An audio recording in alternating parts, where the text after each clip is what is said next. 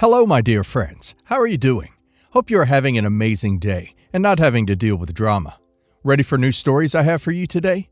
Let's go to the first one. And don't forget to listen to the end of the story, guys, to hear my insights. Enjoy the stories. And don't forget to like and subscribe. And of course, don't forget to leave a comment. I, 53 female, married my late husband, James, about 15 years ago. James was a wonderful man. Kind, supportive, and someone who made me feel like I finally had a true partner in life. When we met, I knew that stepping into a motherly role with Adam would be delicate, so I tried to tread lightly and respect his boundaries. I always knew Adam would have complicated feelings about me being in his life. I never tried to replace his mother. In fact, I went out of my way to respect her memory.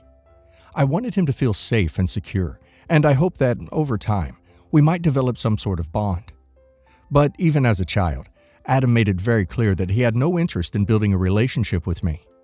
He constantly reminded me that he already had a mother and that I was just his dad's wife. Over the years, I tried everything to bond with him. I attended his school events, took him to activities he enjoyed, even tried to help him with his homework when he let me. But no matter what I did, he remained distant, and sometimes he was even outright hostile. He would often say things like, "You're not my real mom," or "This isn't your family." As he got older, he continued to push me away, and eventually, I just accepted that our relationship would be superficial at best. I was there if he ever needed me, but I knew not to expect much from him. When Adam turned 18, he moved out to attend college in another city. He barely visited during breaks, and when he did come by, he rarely interacted with me. He'd have brief conversations with his dad and then leave without saying much. I figured he was just asserting his independence, and I tried not to take it personally. I accepted that our relationship would never be close, and as long as he and James were happy, I was okay with that. Then, a few years ago, tragedy struck. James was diagnosed with a very aggressive form of cancer. Watching him suffer through that disease was one of the hardest things I've ever experienced. He went through countless rounds of treatment, surgeries, and hospital stays. He fought hard, but his health steadily declined over the course of 2 years. As his wife, I became his primary caregiver. I left my job to be by his side, both physically and emotionally. Financially, it was incredibly difficult. We had some savings, but between the treatments, hospital bills, and regular household expenses, the money drained quickly. I was doing everything I could to stretch every dollar to make sure James had the best possible care. Throughout this ordeal, Adam was largely absent. He'd visit maybe once every few months, but he always seemed distant, uncomfortable even. I tried to give him space, thinking that perhaps seeing his father in such a vulnerable state was too much for him to handle. But the real blow came when I discovered something shocking about 6 months before James passed away. One evening, I was going through our bank statements, trying to assess our financial situation and figure out how we could afford James's next round of treatments. As I was reviewing the transactions, I noticed that significant amounts of money had been withdrawn over the past several months. At first, I was confused and thought maybe James had been handling some expenses I didn't know about. But after checking with him, it was clear he hadn't made those withdrawals. And then it hit me. Adam had access to James's bank account. I confronted Adam about the withdrawals, expecting an apology or at least an explanation. But instead, he shrugged and said that he needed the money, and as his father's only child, he was just taking what was his. He actually had the audacity to tell me that the money was his inheritance and that he had every right to it, even though his father was still alive and fighting for his life. I was furious. I explained that we needed that money for James's treatments, and I begged him to stop. But he was unmoved. He insisted that his father would want him to have it, and that I had no right to tell him what he could or couldn't take. I didn't tell James the full extent of what was happening. He was already dealing with so much, and I didn't want to add the pain of knowing his own son was prioritizing money over his health. So I stayed quiet and did my best to make ends meet with what little we had left. When James finally passed away, I was devastated. He was my partner, my love, my entire world. I barely had time to grieve before Adam showed up at the house. He claimed he wanted to sort through his father's things, and I thought maybe he wanted a few keepsakes to remember James by. I would have been more than happy to let him take something meaningful, but what he did was just next level. Adam went through our house like a tornado. He took every valuable item he could find. My husband's watch collection, some of my jewelry, even antique items James had carefully collected over the years. When I confronted him, he told me that these things belonged to his father, and therefore belonged to him. He didn't even consider that some of these things held sentimental value for me, or that I might need to keep some of them as mementos of my husband. After that, Adam vanished. I later learned he'd sold most of the valuables he'd taken from the house, and I didn't see a single penny from it. He didn't ask if I needed help financially, nor did he offer any condolences beyond a perfunctory, "sorry for your loss." There was no will, as my husband had always intended to write one, but never got around to it, thinking he had more time. Legally, I could have gone after Adam to reclaim what he'd taken, but I chose not to. I was too exhausted from the grief and just wanted peace. I didn't want to fight with him. I simply wanted to start over and find some semblance of stability. Years passed, and I managed to rebuild my life. I found a new job, made new friends, and little by little, I began to heal. I still missed James every day, but I had learned to carry on without him. Then, just a few weeks ago, Adam showed up at my door. I was stunned to see him after all this time, but even more shocked when I saw that he wasn't alone. He had a young pregnant girlfriend with him. They both looked worn out, and Adam immediately launched into his request. He told me that they'd fallen on hard times, couldn't afford rent, and had nowhere else to go. He demanded that I let him move in until they could get back on their feet. I was floored. After everything he'd done, stealing his father's money, taking valuables from the house, showing no remorse or concern for me after James's death, he was now standing at my doorstep, expecting me to take him in. I told him, as calmly as I could, that I couldn't let him move in, especially after the way he'd treated me and disrespected his father's memory. He immediately accused me of being selfish and vindictive, claiming I was punishing him for past mistakes and turning my back on family.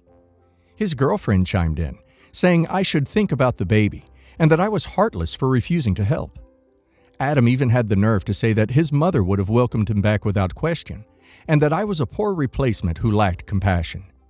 They kept pushing, but I stood my ground and asked them to leave. He left in a fury, calling me a heartless bee and saying he'd never forgive me. Now I'm getting messages from mutual friends and family members who heard his version of the story. They're accusing me of being cruel and unforgiving, saying I should let go of the past and give him a chance to start fresh. A part of me wonders if they're right. Should I be the bigger person and help him for the sake of his unborn child? Or am I right to stand my ground and protect the life I've rebuilt? So, Reddit. Am I the a-hole for refusing to let my stepson and his pregnant girlfriend move in after everything he's done?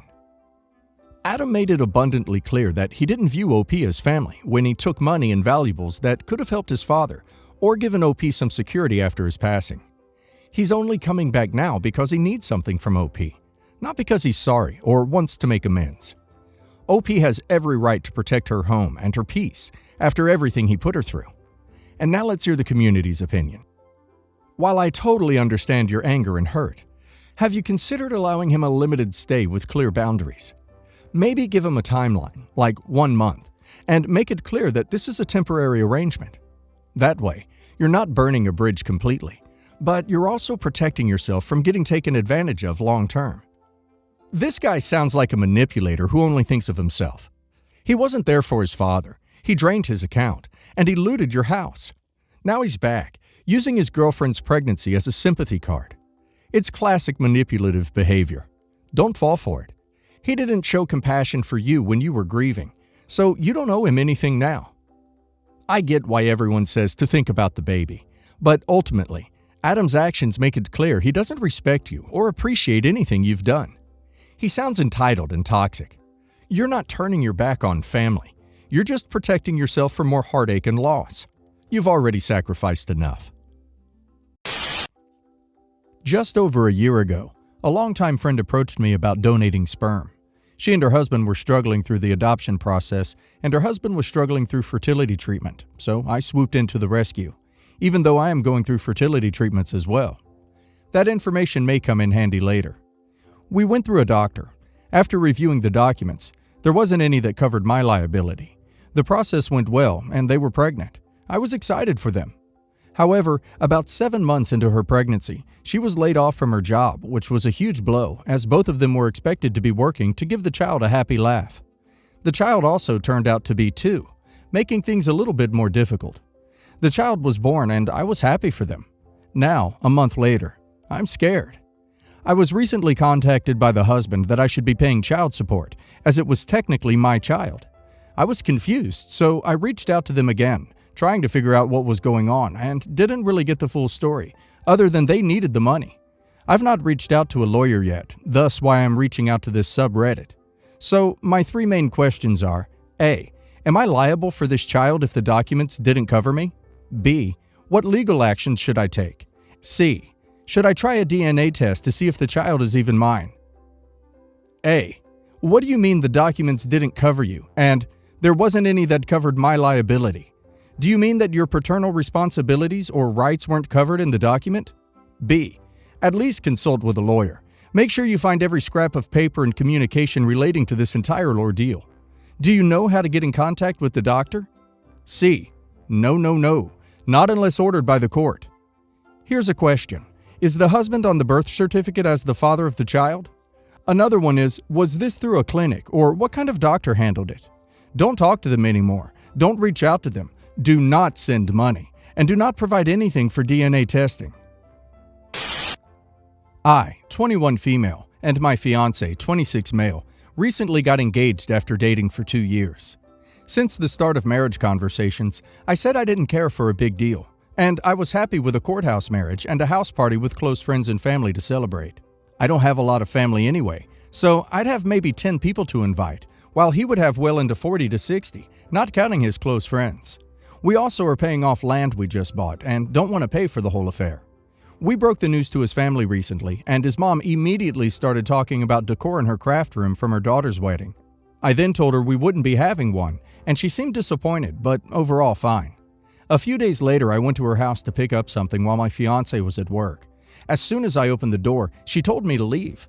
I asked why, as I hadn't had any issue beforehand, and they're typically very welcoming to me. She then snapped, saying I was taking away her and her husband's chance to see their first son get married because the youngest would die alone and they only have daughters other than the 2 boys, and that I wasn't welcome in their home unless I agreed to a wedding. Trying to avoid an argument, I turned around to leave when my sister-in-law, who had also come to visit, told me I needed to stop being a witch and just have a wedding to play nice. So I asked who was going to pay for it, since we're building our future instead of spending way too much money on a one-day event.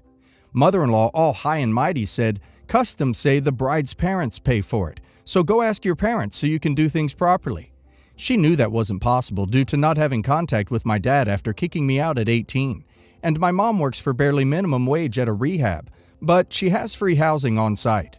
My mom is also a little disappointed we don't want a big wedding, since she missed large portions of my life due to divorce, and then down spiraling, and just getting clean a couple years ago. She respects our decision nonetheless, though. My fiance doesn't care one way or the other, since it's whatever I want to do, since it's my big day as he sees it, and has done everything he could to take the blame so they'd stop harassing me about it. His parents, on the other hand, have completely turned on me, saying I was only getting married so I can divorce him for everything he's worth, since it's the only reasonable reason to not want a wedding. All his sisters have been blowing up my phone to the point I had to block all of them. They have called me every name in the book for taking away this precious memory of their dearest son, and I'm starting to feel like I'm in the wrong possibility. So I ask, am I the a-hole for not wanting a wedding? Not the a-hole. Customs says bride's family pays for the wedding. For duck's sake, it's 2022. Anyone who wants to pay for the wedding can pay for the wedding. Also, their reasoning is so asinine. You don't want a wedding so you can divorce him? Beach! People who have weddings still end up getting divorces. Both of my sisters have been married at least once, had the entire ceremony, and ended up divorcing their husbands, for valid reasons. Is your fiancé close with your parents? Would he be willing to go no contact? Because they are extremely toxic, and already trying to say their youngest will die alone, like they can predict the future. My brother and I have a good relationship, and he's not struggling financially. When my brother married, I spent $200 on a suit and shoes to be in it and gave $300 as a gift. As our wedding neared, my brother said he couldn't make it because of work. I understand the importance of work. I wrote his cover letter and resume to help him get a good job and pension. So I said I'd be sad not to have him, but I understand.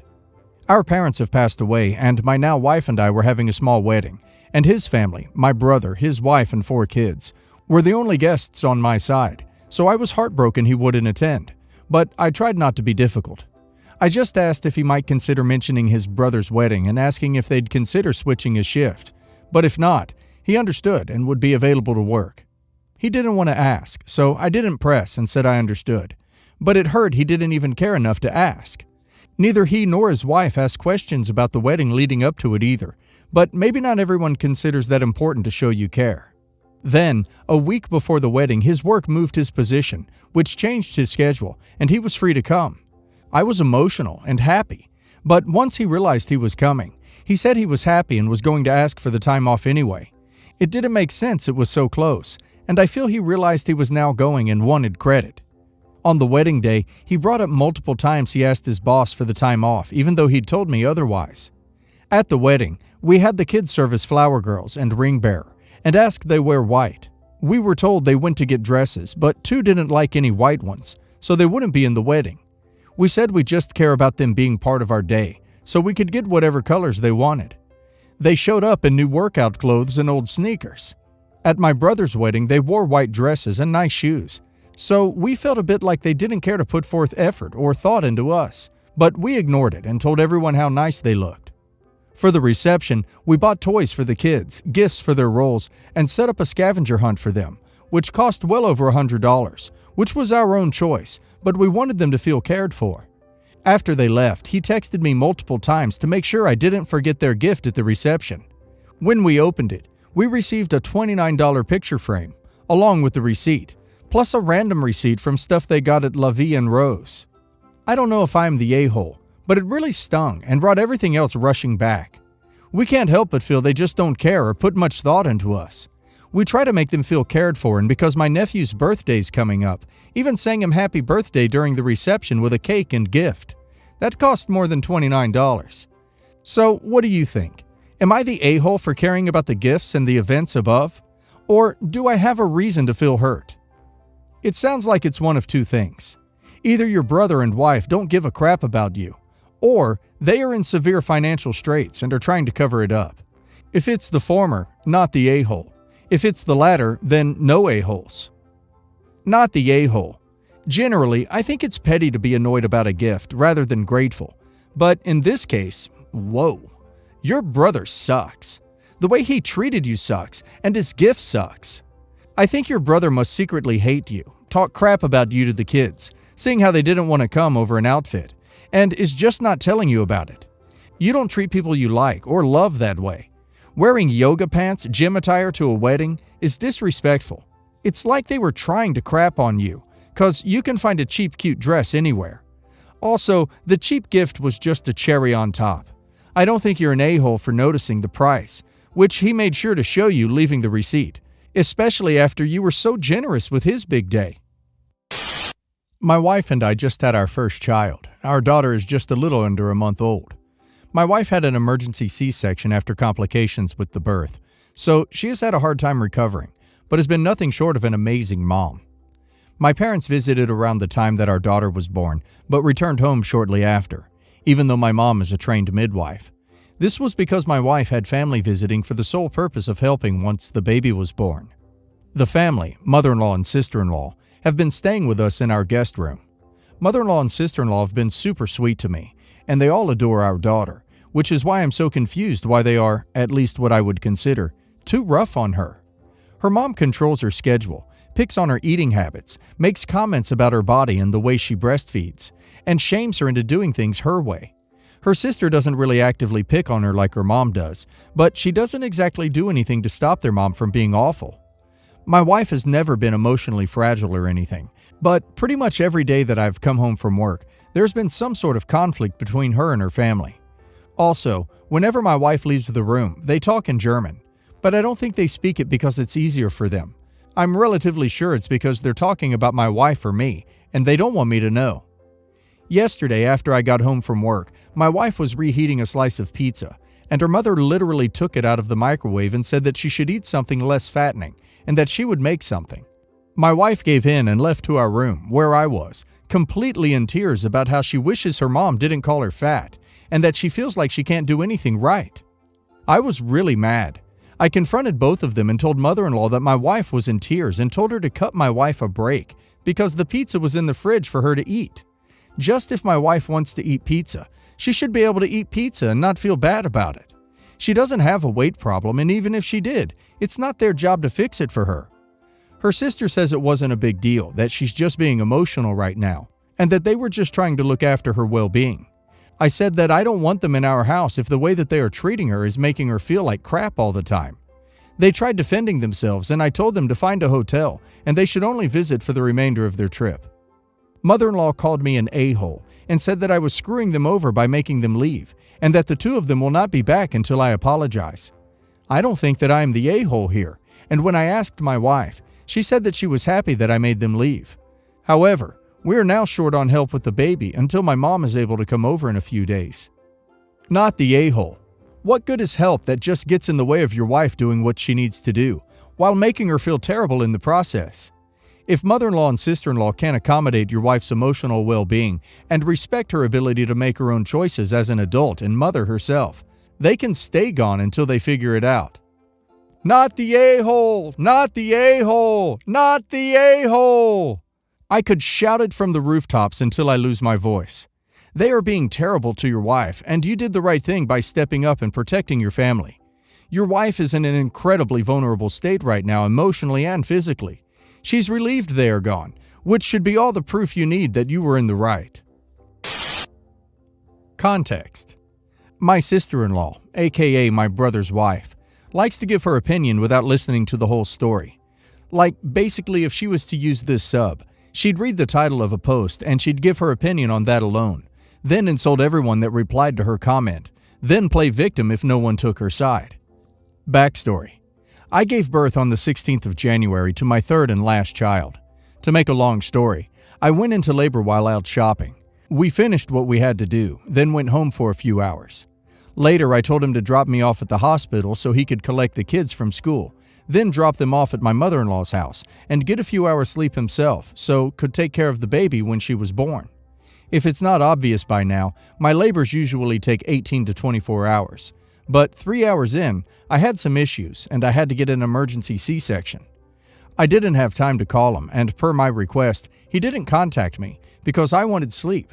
So our daughter was 8 hours old till he knew. Look, it was one of those crap happens things that neither of us could control, nor do we care about.